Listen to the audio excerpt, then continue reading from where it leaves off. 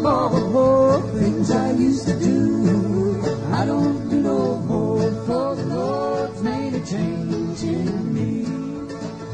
Hello, this is Melissa. It is Real History on the 25th of April, 2024. And I'm joined today by Henrique in Brazil. Hey. Hello there. How you doing?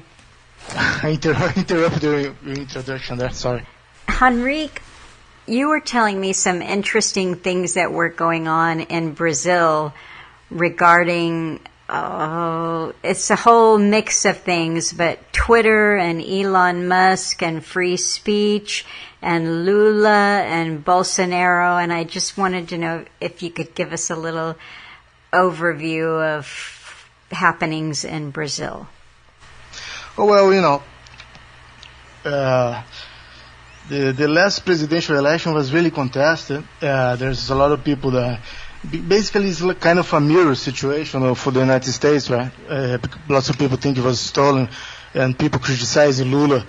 The pro-Bolsonaro base was heavily censored off the social media by orders of, especially one particular judge that gained a lot of notoriety for, you know, basically censoring and putting judicial orders forcing X.com to ban accounts of people from the Bolsonaro's base, etc. And now it's all basically becoming dirty laundry, coming to the world's attention now, especially with, you know, Elon Musk in Brazil becoming basically a superhero, and I think it's a very interesting situation because it's kind of the new tyrant being presented as a hero, as the old type tyrants go down in flames. You know, there's many aspects to this that are kind of, but the old tyrants are gonna fight back, and there's a massive socially supported country, is heavily divided. In many ways, it's very similar to the American situation. Bolsonaro is more conservative, and Lula has been president 2 terms prior, but he was in prison for corruption. Yes. He's more liberal. He's more like a liberal left type of thing. And so Bolsonaro is basically liberal right. Okay. So Lula was in prison, and they essentially let him out early so that he could run against Bolsonaro in what turned out to be heavily contested election. Bolsonaro was out, Lula is in. People don't think the election was on the up and up. And there was essentially a copycat event of invading the Congress, invading the Capitol in January 8th. I think in America it was January 6th. Mm-hmm. Here it was January 8th. Lots of people got arrested. Almost copycat, exactly the same. Wow. Thousands of people got arrested, and many are still in jail, including, you know, old people, you know, basically people that were accused of breaking stuff inside the judicial houses in Brasilia, but again, extremely dubious situations because there seemed to be all kinds of agent provocateurs infiltrated there as well. So, you know, it's a very, very interesting, you know. It is interesting. All coming to attention now because of Elon Musk, basically. Tell us about Elon Musk's involvement. I also saw the articles that you sent on Michael Shellenberger, who is one of the journalists behind the so-called Twitter files. And it's very interesting because there was coverage on Shellenberger that was obviously heavily slanted against him from the left, but interesting nonetheless because we don't get that at all here in this country.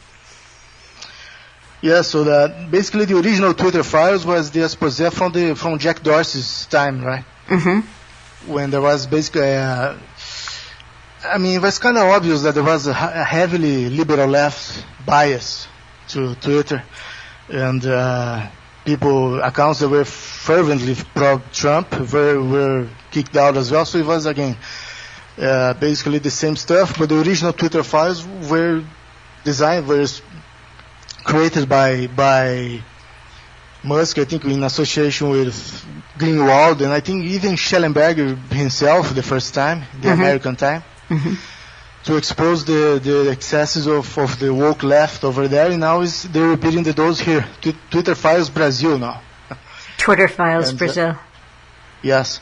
And Shellenberger is all over the place, and now it's appearing interesting to me in those articles because, how they, on basically level 1 layer of reality here, for the very simplistic people, they're trying to frame it as in, people, these extremists who put freedom of expression above everything else, don't care about the sensibilities of minorities, etc., blah, blah, blah. They're basically, a bunch of, they want to be able to vent their bigotry, etc., and Shellenberger even gave,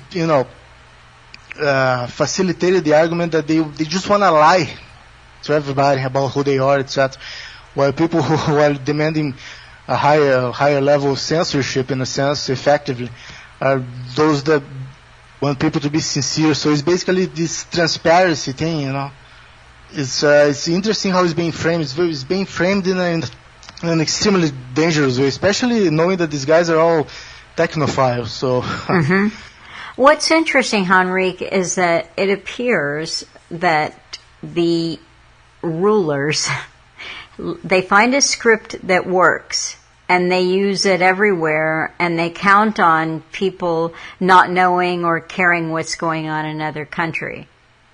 So you've got the similar left-right corruption, the contested election, the normal, mostly average people with some agent provocateurs in there, and a lot of arrests, languishing in jail, and then there goes Elon Musk to the rescue. Yes.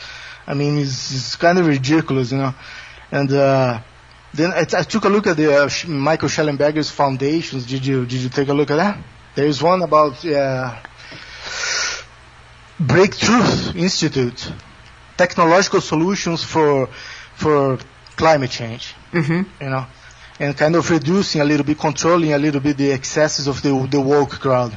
In many ways, it's kind of reminded me of the Rajiv Shav from Rockefeller Foundation over there.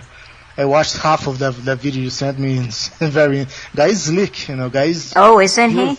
Yeah. Pure Vaseline guy. Yeah. It's very hard to attack a guy like that. Yeah. And the other foundation is about another topic that is exploding right now, which is the squatting thing there over the California Alliance for Peace or something. That he wants to basically, he says, we need policing. We understand the needs of these people for housing, but we cannot allow them to just install their tents anywhere they want in the streets of the city, and and they have to earn their housing. They cannot be just given for free, So this is the California Alliance for Peace or something. So this guy is on top of basically key issues that are exploding right now. It's interesting because the piece that you sent me that I did a translation into English, it was saying that he just hated the homeless and he didn't care if they had a roof over their head, and it makes him sound like a horrible person. And what I will say is that it appears that Shellenberger is kind of savvy, political player, maybe sincere, maybe starts off from a sincere place, but he's riding a wave, so he starts off as being traditionally on the left.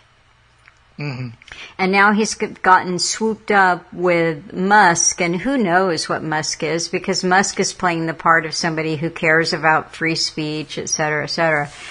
And all of these charitable organizations that Shellenberger is involved in, they sound good enough on paper, but it's I don't know. It just feels. It was called the liberal with a conscience, self-liberal in the mirror by National Review, which is the kind of the neocon right-wing element some years ago. So it's basically now. Do you know who I was listening to some old Alan Watt transmissions the other day from 2008, 2009 when they were going with a Copenhagen summit to save the world. Remember? Yes. environmentalism. And you know who I think I can trace a parallel between Shellenberger and is that British lord Christopher Monckton. Yes, remember? Christopher Monckton. Whatever happened to him? I don't even know if he's still alive. Yeah. You know. Yeah. But he's like he came in a flash. Nobody knew who he was. He was some weird guy that had said in the 80s to quarantine people with AIDS. You know, some kind of edgy guy that says bombastic things in national TV kind of thing. Some edgy, controversial guy. But then he came in. He basically was a powerhouse at that moment. He kind of destroyed the environmental push at that particular moment. You know.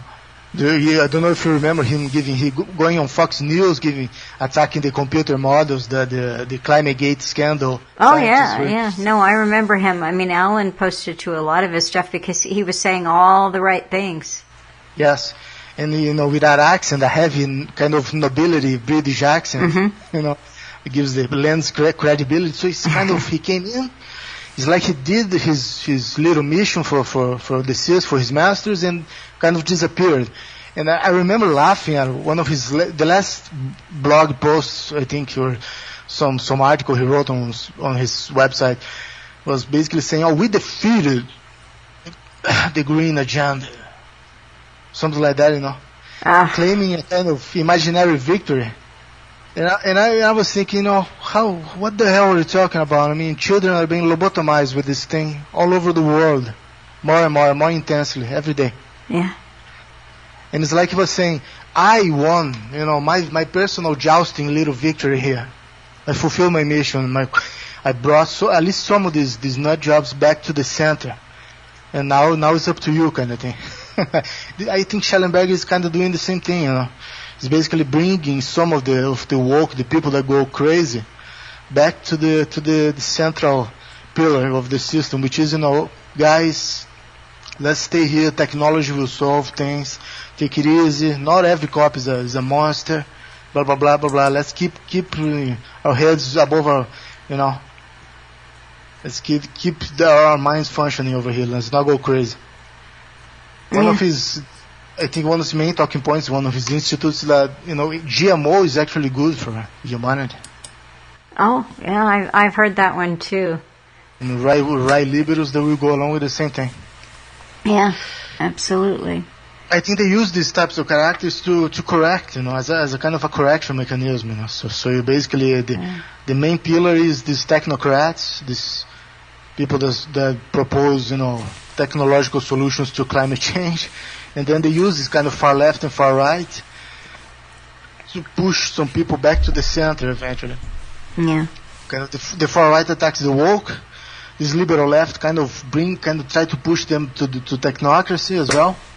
We just had some technical difficulties and lost it, but we were talking about Brexit and Nigel Farage, and I've had these ongoing problems for a couple of months, but I think we'll just pick up the steam again and go on. But what I wanted to go back to a little bit was you were making some really good points there about the way that people are used, Elon Musk and Shellenberger, and I wanted to just say that. Have you talk a little bit about what you were thinking there on what happened with bringing Musk into the country and presenting him as a hero? Because we kind of skipped away from that. And so I wanted you to give your bigger picture thinking on that. Oh yeah, basically, you know, you got House of Representative people in Brazil writing these massive texts, walls of text. Even today I checked for Elon Musk on X.com, and he was basically unknown in Brazil. Nobody actually knew who he was before all this situation. But now he's basically a superstar, you know, for a large segment of society here. And I think that raising his profile across the world is an important thing, you know, because he's probably going to be a pivotal figure in the coming technocratic push. Mm-hmm. Well, it's interesting because he is the one who is saying that universal basic income is inevitable. Yes. I think he's really nothing but a figurehead, of course. but he's saying things that are particularly interesting to younger people. We're going to colonize Mars, and you're going to have a chip in your head, and that'll allow you to have, all kinds of new capabilities, and we're going to drive electric cars because it's good for the environment. So he says all these things that people have been predictively programmed into thinking are wonderful. Yes, I mean, it's techno-optimism, right? Mm-hmm. That's a good one, kind of techno-optimism. It's kind of a branch of libertarian thought, all this crypto, Bitcoin, etc. By the way, I think today or tomorrow is going to happen, the big event, Bitcoin halving. Really? Because supposedly all the cryptos and tokens are going to explode in value today or tomorrow, because it's when every 4 years they supposedly halve the amount of Bitcoins that are available to be mined through data mining mechanisms by people who have the machines to do it, extremely expensive machines, etc., but and electrical bills but if you can fill a warehouse full of those machines and dedicate them fully to mining, apparently they still give some kind of profit. But today is and when these halvings happen, the value of all cryptos, including Bitcoin, as the spearhead, tend to explode supposedly. Mm-hmm. So yeah, I mean, it's fully narcissistic, based on self-interest, economic stuff, but there's a kind of attached to to a positive attitude to things that people, maybe especially youngsters, shouldn't be that blindly positive about. No. It's very easy to capture people's imagination and convince them that something is wonderful. It's kind of like the internet, where we're told that we're going to have free speech and it's the Wild West and there's all of this information there. But they took us into the new iteration of it. So everybody started off with a website, and you did things that eventually developed into a lot of commerce, and then it went into social media. And for the most part, that is why people are using the internet, is for their social media accounts. That's the way many people communicate, including, I know, a lot of older people who do all of their networking on Facebook. So now we're going to move into what it was designed for, which is total control, and you won't even be able to do commerce as a normal person if you're not online.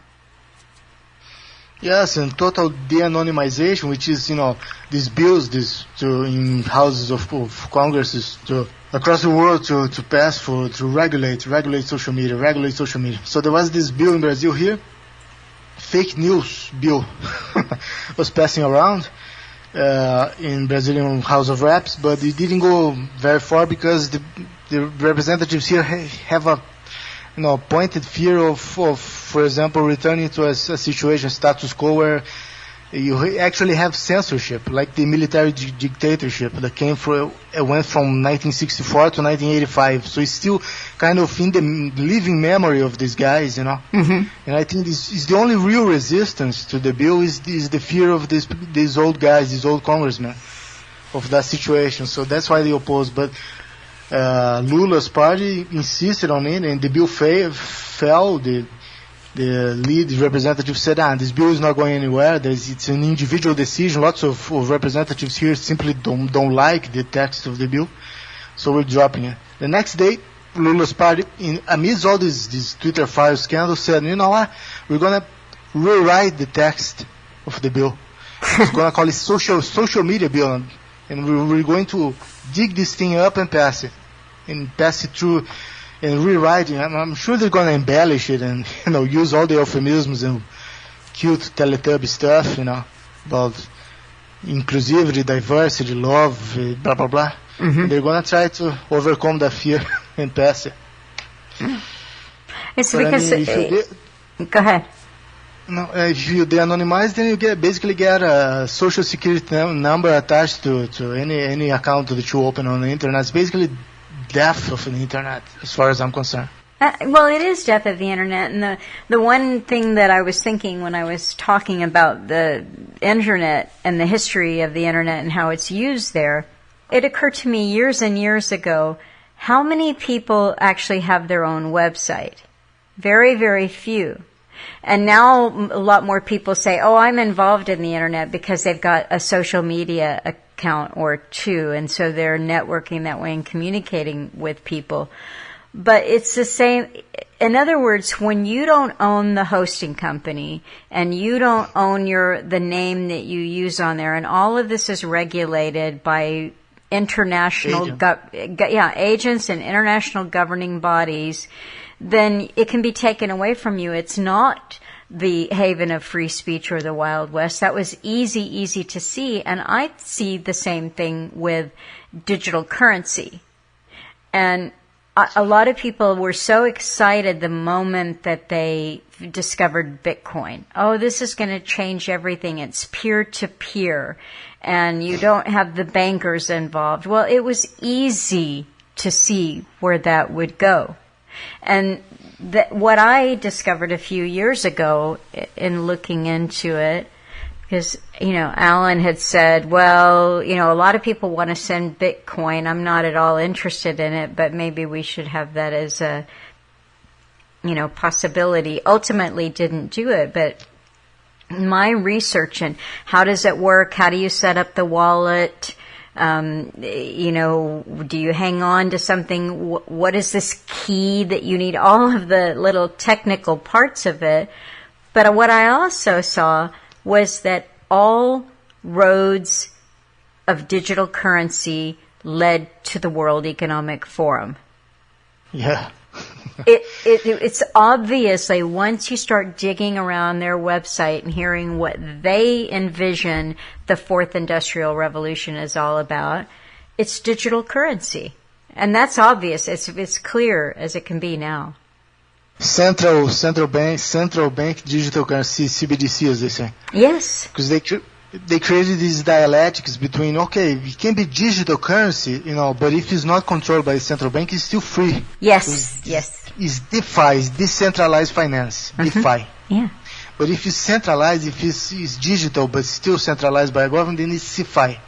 And there's an in-between as well. There's DeCeFi, because it's a bit centralized.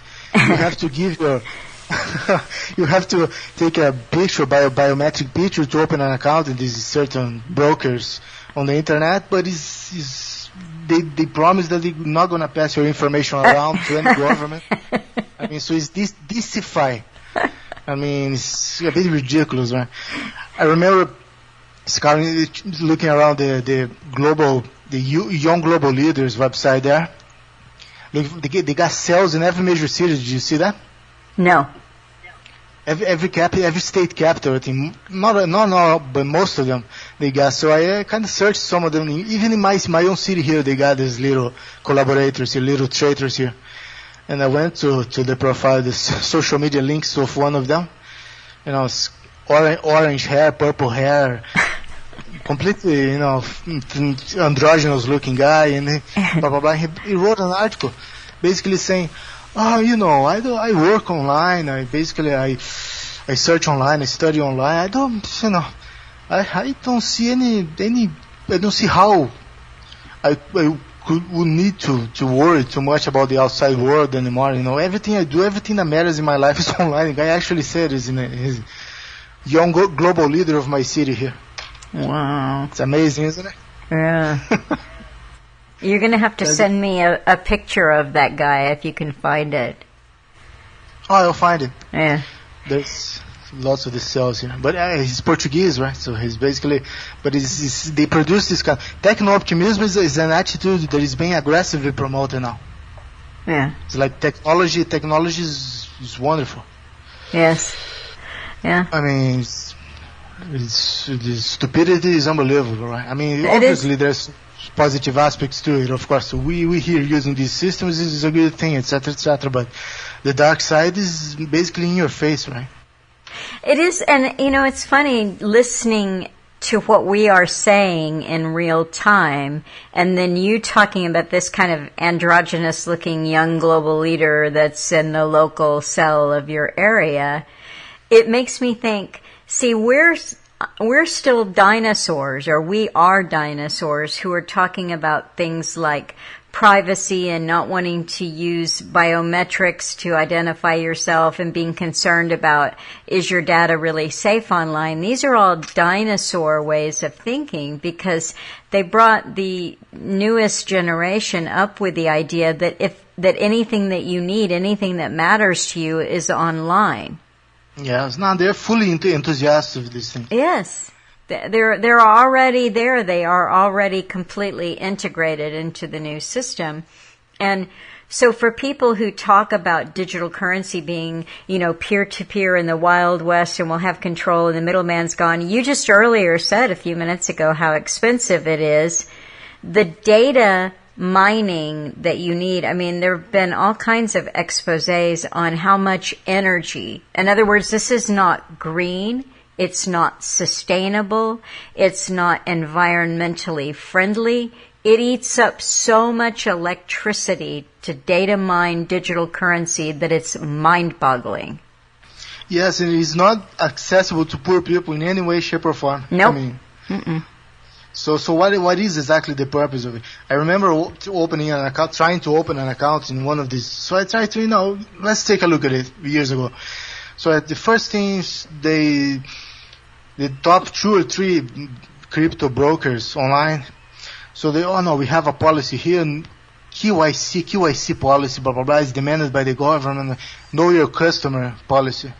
So you have to, use your cell phone and take a picture of your face and make some movements with your face around, blah, blah, blah, so I'm thinking immediately, what is the purpose of crypto exactly? Because the main pull in the beginning was anonymity. Yes.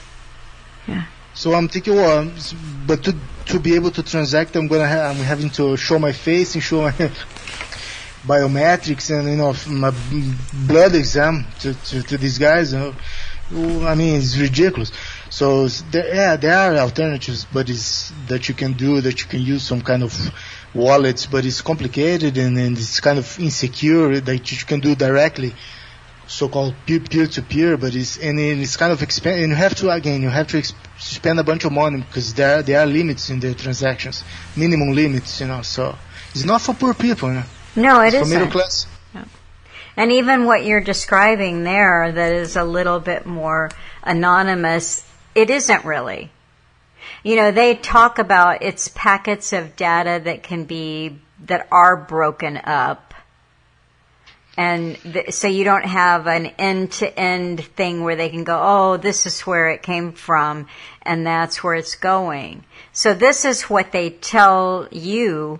But when you listen to Klaus Schwab or you go over to the World Economic Forum and you read about it, the whole idea that they say over and over is that they want complete transparency from one end to the other of the transaction. So everything transparent is the buzzword that is often used. And that allows them to know where, and they'll say this, okay, so let's say, for instance, that you're buying a hard drive. And the hard drive comes from China. And it has chips in it, and it's got plastic in it, and it's got this, and each and every element of that came from a different part of the world. Some raw material might have come from Brazil, it might have come from Senegal, who knows. But they can track each and everything in one single manufacturer of the hard drive and in the transaction of buying it or selling it.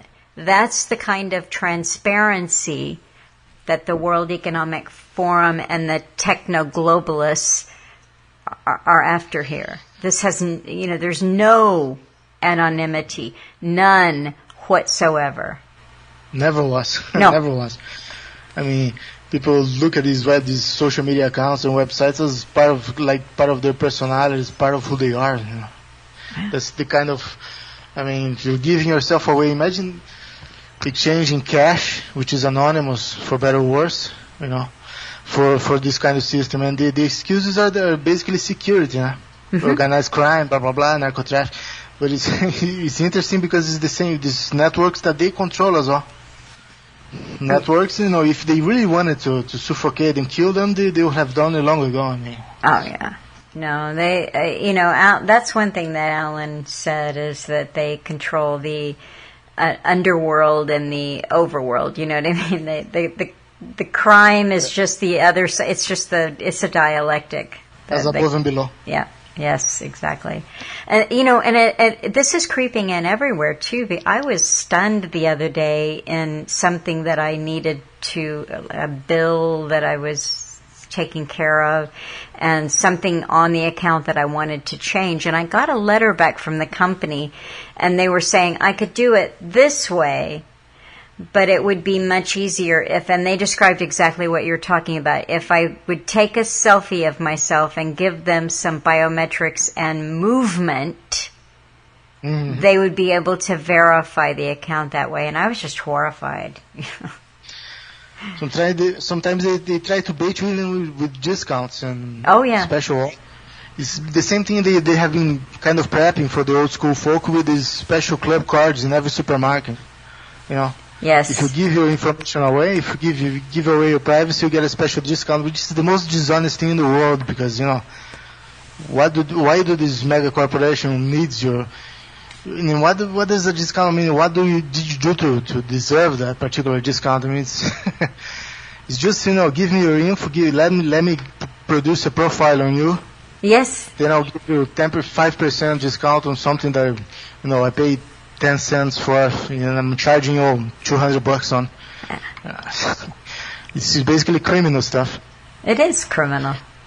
We've had an interesting conversation about the mindset of the Brazilian person, the average Brazilian, and I wondered if you wanted to talk about that just a little bit. Oh, well, I mean, this overall it's a kind of primitive culture. It's a kind of infantilized culture. So there isn't much, criticism, or if there is criticism, I was thinking about this today as well, about, how, for example, this conservative element that came in Brazil through certain figures, kind of the Steve Bannon type figures in Brazil here, was kind of a copy of the American movement. So much so that they produced a figure that is basically a carbon copy of Donald Trump, a more crass, more vulgar Donald Trump, which is Bolsonaro. So, but before that... So Bolsonaro is more crass than Trump? Way more. I mean, he says... Believe it or not, I mean, the guy, he speaks like he's about to have a heart attack, kind of hysterical. Have you seen him speak? No, I haven't. Bolsonaro, I mean, Jesus Christ. And, what I was thinking about is how, for example, in the 90s was the national television here in Brazil was pure Sodom, Sodom and Gomorrah. It was absolute degeneracy 24/7. Right. So this Sodom and Gomorrah cultural degradation that you're talking about, was this a fairly recent ramping up of that? Because in my mind, I always think of Brazil, having never been there. I think of Carnival. I think of, a little bit of a James Bond movie, or women in, barely anything parading down the street. That's an oversimplification, but it has this, what I do know is an incredible beach culture. And I think we've discussed this before, the highest per capita incidence of plastic surgery, which is mostly work that's done on women's buttocks, thighs, breasts, that kind of thing.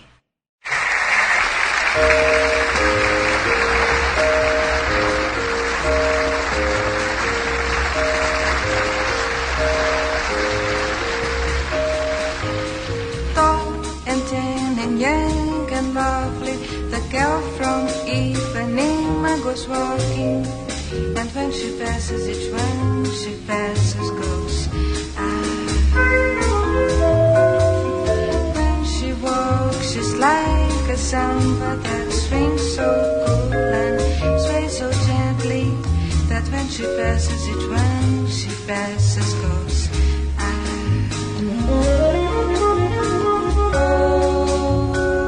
But he watches so sadly. How can he tell her he loves her? Yes, he would give his heart gladly. But each day when she walks to the sea, she looks straight ahead, not at him. Tall and tan and young and lovely, the girl from Ipanema goes walking. And when she passes, he smiles, but she doesn't see.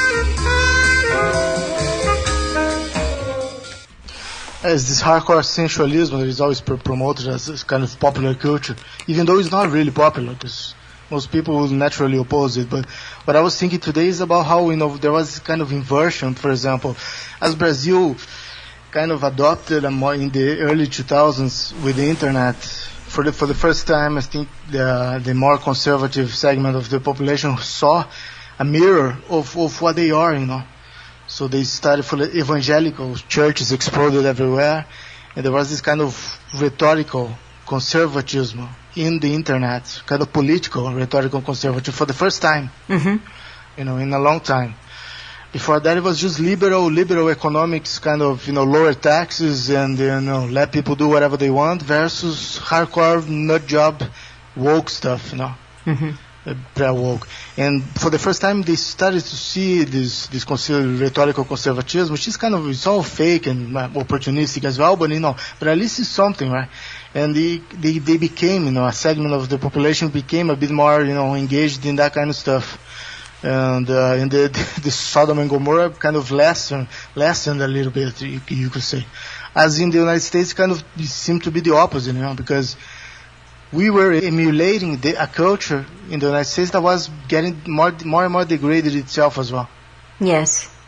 It's evens itself out, right? It's a zero-sum game, so we mimicking something that is kind of collapsing as well. So it's just for you to have an idea, in one of the David Letterman late night talk show hosts here in Brazil, late night talk shows, a local leader of the LGBT movement, openly, proclaimed himself a minor attracted person in the 90s in Brazil.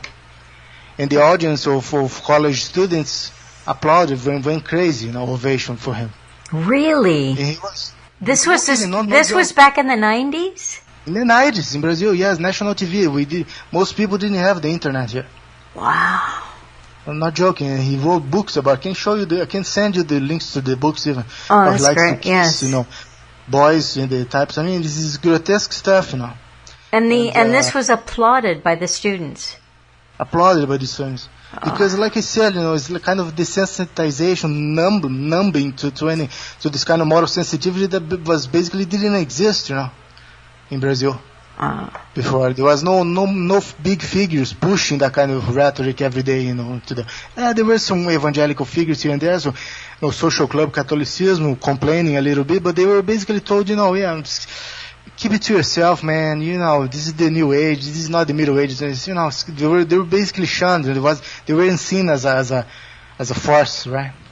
Yeah, and it's interesting as well because they kind of tested a kind of social media network here in Brazil. There was basically 90% users were Brazilians, were called Orkut. Did you ever hear about that?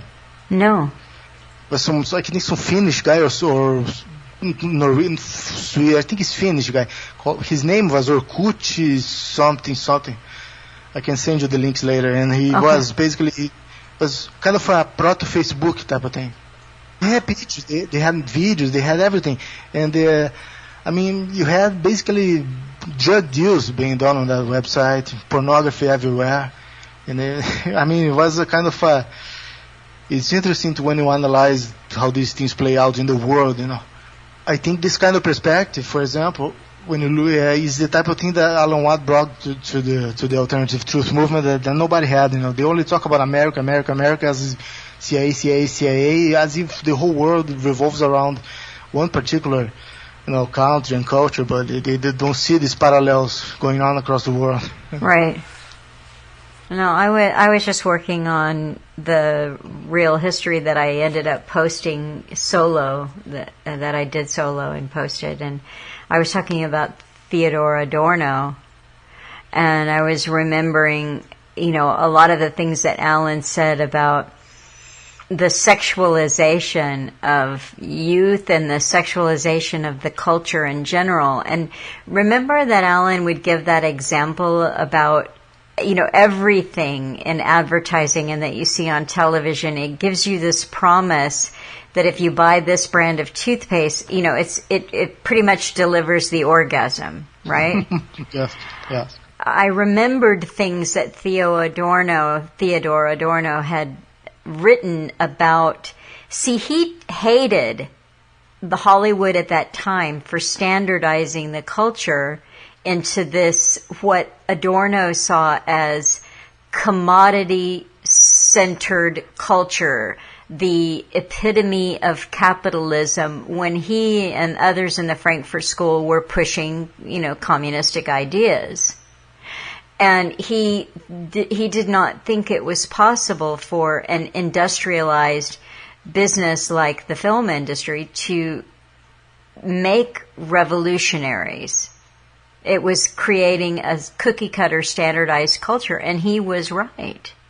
But I think he was just one player in the scheme of things. The big picture, that standardization was perfect, and it was mostly the hypersexualization of that standardization that was so effective. And I was getting some images for what I was illustrating, and since the beginning of the moving picture, hypersexuality is what you're going to see in just about everything. And it breeds longing and discontent. Yes. And then I think he produced the work with Horkheimer, the authoritarian personality, right? Mm-hmm. And then you attach sexual degeneracy, sexual liberation with resistance to that authoritarian personality. And the authoritarian personality is sexually repressed, right? Yes. He's a guy who doesn't doesn't have a healthy relationship with his own body. He's full of neuroses about that. The women are all, hypocritical, step-forward wives who don't know how to enjoy themselves. So I think that much of this, Theodor Adorno was a very triple, quadruple-faced creature. I think he knew exactly what he was doing. I think he enjoyed what he was doing, but he complained. There's another complaint I think from him that the jazz community was the community of the castrati. Did you read that one? No. Because they basically jazz produced a culture of completely impotent and basically castrated, spiritually pacified and neutralized man.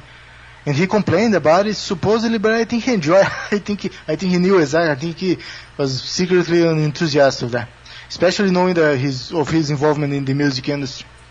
I think you're right. I didn't know that, but I think that that the hope with that kind of what you call beatnik jazz was that it was going to be revolutionary, but it was combined with the promotion of marijuana. And what it did was it sedated. So it wasn't revolutionary. The marijuana sedated any kind of will, a strong drive. So, but then again, you consider that most men, these low-level men, were being sedated. The high-level operatives were getting all over the place, infiltrating and altering the culture from above, right? Yes. Yeah. So it's good that you sedate level 1 people that believe in the kind of Stalinist, Maoist. Let's take over the state by weaponry, by guns. Let's smuggle ammunition from the army depots, to our communist guerrilla over here, and we'll seize the town hall of Los Angeles and establish a People's Republic over there. No? So that kind of revolution. So I think he whined about that kind of revolution while promoting a much more sophisticated. Yes, yeah.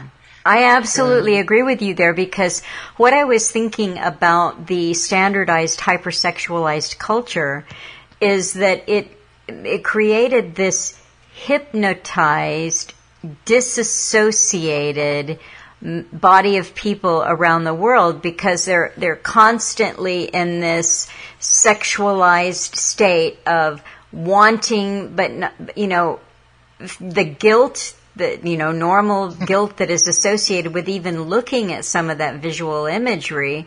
So they're constantly in this state of being disassociated because of the kind of visual imagery that they're taking in constantly. And what that does is make them very, very programmable. And it took a little while, but the little communist revolutionaries, they were able to generate standardized. They didn't need to get them disaffected in the way that you had with the Bolsheviks. You've got a standardized culture that you're describing in Brazil of young students who are cheering for somebody who says he's minor attracted, right? So they're cheering on deviancy predating the internet. And those same people may now be parents who have children who are screaming for, heads to roll because of climate change. Oh yeah, I mean, not to mention that demoralized men that go into these cultures will never have a healthy families. Heteronormative families. No. Again, another term that they're trying to demonize. I mean, if you go to a Brazilian college and say the term heteronormative in a positive light, there might actually be a situation where the students, even the faculty, might try to lynch you. What was the word that you used? I didn't understand the... They might try to beat you up and kill you. No, I understand that, but you said if you go in there and you use... Heteronormativity, you don't know, heteronormativity is a term that these far leftists use for basically, when you try to present or affirm heterosexuality as... I'm sorry. I just couldn't have... It's heteronormativity. Okay, I just couldn't hear it. So. Maybe my accent is not helping very much. No, it's... I mean, most of the time I'm not struggling, but every once in a while there's a word I'm going, huh? So if you talk about heteronormativity, they're going to want to lynch you. Yeah. This type of word is associated with fascism, basically. Mm-hmm. No kidding. But I remember sending an email to Alan Watt about for example, again, another mirror. Brazil and the United States are much more similar than people think, Even though, maybe the demographics are a bit different, the foundation myths are completely different, but much of it is very, very similar. So there was this guy here, this basically communist guy, musician, they created a whole mysticism around him as a kind of genius, the Michelangelo of music, Chico Buarque de Holanda.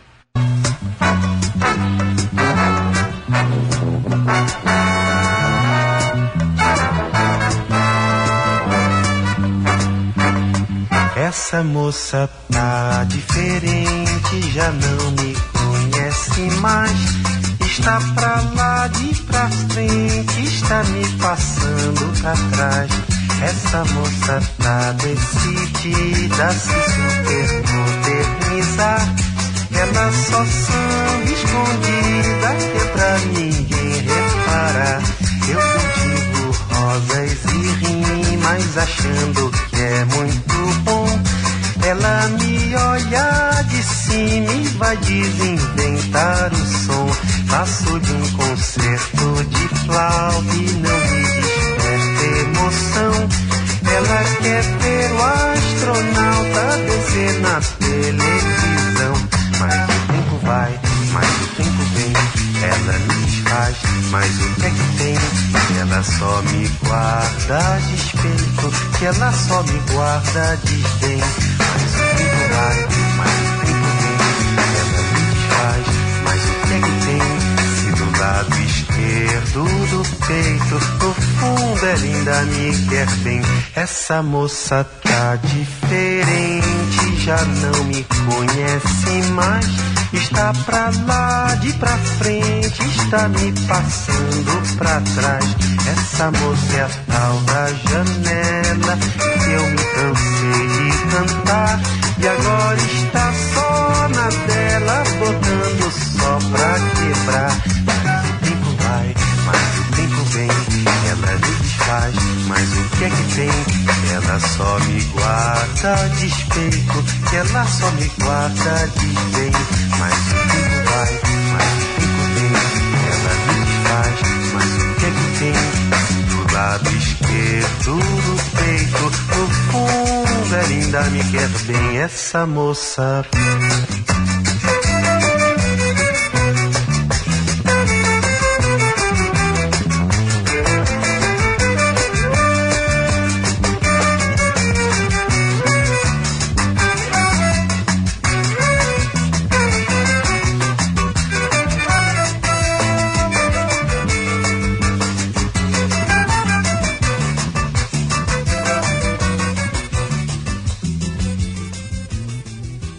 Chico Buarque de Holanda. If you criticize this guy, he was a straight up communist. You know, he's card carrying communist throughout his life. He's still alive, by the way. And his musical style was kind of jazz, bossa nova kind of things. Basically, girl from Ipanema that you talked about. You know. Yeah, and, no, I know who you're talking about. Yeah. But the thing is, and they created to classify his genre, it was Brazilian popular music, right? But the thing is, though, it was never popular. Most people don't listen to it. It was never ever popular. I mean, the masses will never have patience to listen to that kind of thing. He's a playboy, he's a kind of bourgeois, socialist, kind of woke, proto-woke, Rio de Janeiro type of thing. Mm-hmm. Rio de Janeiro middle class, Mm-hmm. And it's very, very niche kind of thing, but he's being systematically presented as a superstar, and I traced the parallel with, Bob Dylan. Right? With who? Bob Dylan, Robert. Oh, yes, absolutely. I mean, folk music. I mean, how many Americans? I mean, what's the percentage of Americans that became super fans of folk music? Oh no, I know exactly what you mean. I mean, Bob Dylan's voice was one like fingernails on a chalkboard for me, and I never listened to him, thought about him, had him cross my mind. It was only with Alan, bringing up the significance of what was going on in the folk scene and the long history of the folk scene and how it was used for, communism, socialism, that I paid any attention to it, because most of the music was pretty painful. No, this guy is, I find it totally insufferable. As insufferable as Chico Buarque, by the way. Yeah. But what you can see when you look at this situation is basically, the music industry being infiltrated in two nations, basically the two main nations of the New World, by this socialist element, fabricating not only a kind of mysticism around a person, around this superstar, and a kind of mini copycats, lesser ones after them, but the name of the genres that they created. I mean, folk was never really represented. American folk and Brazilian popular music was never popular in Brazil. Mm-hmm. Right. So you see how the sensibility of socialists with language, right? Dominating language, you dominate people's conscience. Yes. Yeah. Absolutely. Absolutely. And they know that. That was the one thing. I hadn't actually read Adorno in a number of years. I've read some of it and didn't know about him until Alan, and so rereading a little bit in the last few days, it's just very clear to me that he knew exactly what he was doing with the word games. If you read his writing, it's on one level for his peer group. It's almost kind of like code. They know that the average person is going to give up on it. Mm-hmm. It's just... Oh, yeah. As Alan said, probably it was written by like half a dozen people. Yes, yeah. But what he's writing about most of the time is how are we going to use words, music, culture to create revolutionary communists. And I think that, even though he didn't really achieve the goal in the way they was pretending to want, he achieved in other ways, And now I think it's even beyond that, because they don't need, the junkies. They don't really need the, musical styles that much, because everything is becoming kind of a mush now. Yes. With TikTok and electronic music and all these videos, and even music is kind of becoming all the same thing. It's basically a mixture of rap and electronic, kind of thing. Mm-hmm. It's pretty much what you got now. And it's reggaeton and all this kind of stuff. So they achieved what they wanted. I think they're going for the next step now. She's basically doing enter the human body with the Neuralink. And that is it. That Europe, they're at their target right now. And Alan talked about that. He said that there was going to come a time. They don't want to entertain us forever. Bread and circuses are expensive. And I think this was in a talk of his I replayed recently. He said, even the wars, because we think about the wars as, well, on level one reality, the wars are for exactly what we're told they're for. But when you're starting to wake up, you go, oh, no, okay, the wars are about the rulers going and getting resources and then coming up with excuses while they go and raid and, get their booty. But on the level above that, it's like, if our minds are controlled, they don't need to even give a pretense for what they're doing. They just do what they do. They don't have to do the wag the dog theater of the war. Yes. We're fighting to protect minorities, or get the oil, stupid, the super pragmatics, pragmatism. It's the oil, stupid, stop complicating this. What nobody had the courage to say was, maybe, just maybe, the main goal of this thing is to actually fill public schools, primary and secondary schools all across the Middle East with feminist teachers, preaching abortion, preaching, LGBT, ABCDFG, preaching all kinds of things to kind of pulverize that culture, which was recognized as it's the last culture that still kind of clung to some kind of traditional element, as they say. One of the things that I always found interesting, of course, in the left-leaning mainstream press, you're always going to get, it's just terrible that in the Middle East there's no women's rights, that, women can't do this and they can't do that. But even in the so-called alternative or so-called alt-right or whatever you want to call that media, they'll constantly be mocking people in the Middle East for, their burqa. The women have to be covered head to toe in a burqa. And I once saw somebody on the alternative do some kind of mock thing, mocking the women going to the beach in their burqa. And all you have to do is just sit back and go, well, what's better? Going to the beach fully covered in a burqa or going naked? Yeah. What's better for your culture? I mean, it's sadomasochistic, right? I mean, they attack from both sides. There's no way the other side can win. No. No. So, but again, you set up the advanced outpost over there, becomes a victim of the dominant culture. Dominant culture tries to invade, tries to attack it, blah blah blah. Then at the same time you start to liberalize the whole region, right? Mm-hmm. Liberalism. They can only operate in a liberal environment. So we didn't even start off in the kind of traditional way, but I know that you've been listening to Alan's talks for years and years and years, and because you've been writing him, and always very interesting, thought-provoking emails that Alan enjoyed reading very much. So, I remember one time I was telling him some of the emails that came in, and he said, well, what does Henrique think? Nice to know. Yeah. Nice to hear. So, but how did you discover him? And when? I think he kind of he had two waves of exposure, right? Mm-hmm. I mean, he came up on Jacques Patrou in 1998, 99. Mm-hmm. And then he kind of disappeared for a while and popped up again about around 2005 Yes, or something like that.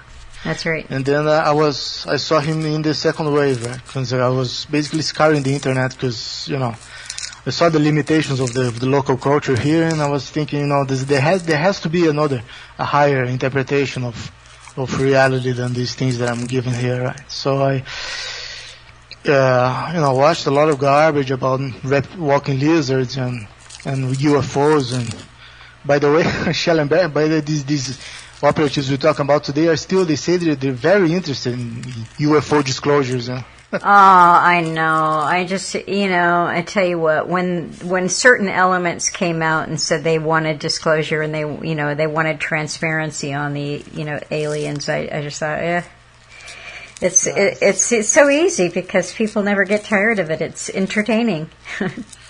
It's titillating, right? Yes. Yep. Fantastic. Mm-hmm. So, you go through all the usual people, the Illuminati people that throw this word around like it's a magic word and like it's a gate to the unknown kind of thing. When it was basically just the name of a few secret society, branch of secret societies that existed in the past. But then I found him, and I think the capacity to recognize, to appraise the value of the information you're getting, it serves as well as kind of a filter to differentiate people from people, because those who want, to sound smart in their friend circle and fantastic stuff will go for the fantastic, and political personality cults, they'll stay there, right? It's just those who want the real stuff will gravitate towards, basically the few sources of that kind of real info that we still have online. That's an interesting way of putting it, and it is a few. Alan used to say he would be accused of being a downer or gloom and doom or whatever. I never saw it that way. To me, the truth obviously came wrapped up with something pretty amazing, which is freedom in your own mind. Yeah. No, what you can see, I was thinking about this yesterday as well, about the classification, the types of people that you find online is basically, the New Agers who say, don't judge, it's all within yourself, good and evil and everything. Basically, it's dilute your mind into nothingness, basically. Don't judge anything, which is ridiculous because every little decision, the moment you wake up, even the type of clothing you're gonna wear for the day is a little judgment that you're making. Yes, another a synonym of judge is discern. Yes, just one of the most basic functions of the human brain. Yeah, people say that both in I don't know other traditions, but in Christianity, people say, judge not lest ye be judged, or, the judgment is God's and all of that. And then the New Age say just what you said, don't be so judgmental, man, But Alan used to say, there's another way of thinking about that text, judge not lest ye be judged. The lest could be seen to be the shortening of the word unless. So judge not others unless you have judged yourself. Yourself first. Yeah. Makes much more sense than the canon interpretation. Yeah. Judge not others unless you've judged yourself. So you can empathize with the other person much better. You can empathize with them much better, and you're also not going to be so quick. You can judge others because that's discerning. That's discerning a psychopath from a person with a normal brain. There's so many ways in which people need to be judged and held to account right here in the here and now, not in some place, up in the sky later on after we all die. They need to be judged now. But the best way to be a fair judge is if you've put your own self, if you've looked in the mirror and you know what you're capable of and you know what your shortcomings are and you know what you might do better, then you won't be such a harsh judge of others. But that doesn't mean that you can't do it. Yes, exactly. That's the only way to function, basically. Yes. But I think that the other types that I've seen is, they basically it's us kind of things. Like these I classify as broken new ages. It's like things are so bad right now because we don't deserve. We don't work hard enough. We haven't obeyed the Lord. To the full extent of His commandments, kind of thing.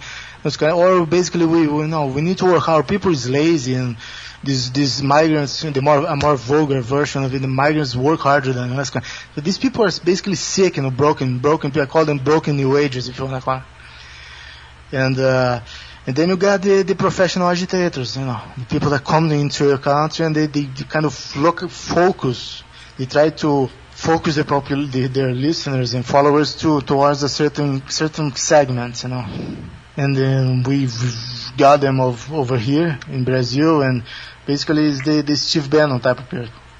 Yes. I mean, Steve Bannon pushes a type of thing that basically, this, and the language he uses is extremely vulgar as well. So he knows the demographics he's going for. He's going for the, not really the intelligentsia or the sophisticated types of Shellenberger class, let's say. He's going for little people. Mm-hmm. So when the reality is that this system, this is an ongoing system that recruits from every side, every color, every faction in every society. There is no particular group of people. There is no particular. It's the communist. There's a communist. Yeah, right. It's China. Is this? Is that? Blah blah blah. You create hysterics. You create basically sadists. Yes. This kind of thing, and not to mention that they're all being blacklisted. So eventually, might come for them the most fanatic among them might actually have nasty surprises in the near future. Well, they will. I mean, the Bezmenov outlined that 40 years ago how it works. So. Yes. The useful idiot who allows themselves to be used is always the first to be eliminated. Especially the most violent types, the really fanatical types, they're really going into. Yeah. Right. Here in Brazil, we got these guys, Dugin, Bannon. We have our agitator here, Olavo, that figure I wrote about to Alan Watts. If you analyze what they're doing, and they're basically because they're kind of members of the same line of thought. I think they're probably the same secret societies even. Mm-hmm. There's a whole perennialism. Have you ever heard of perennialism? No.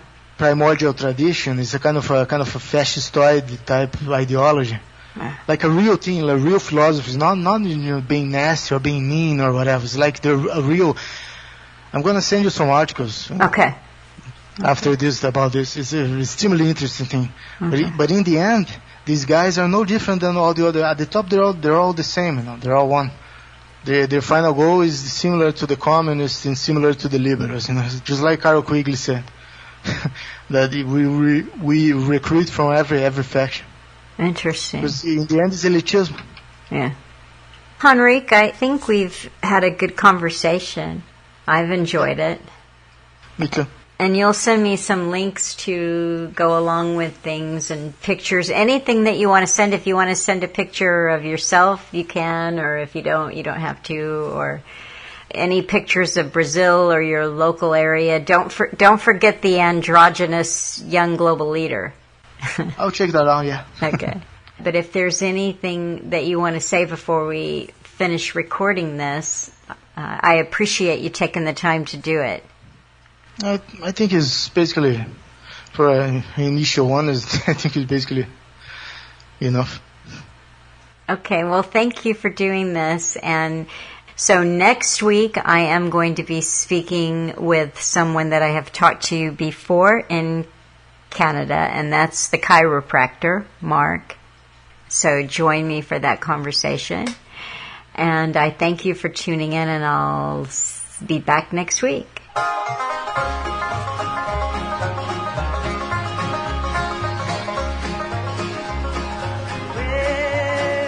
I I've got something that the world didn't give me, and the world cannot take it away. And I've got something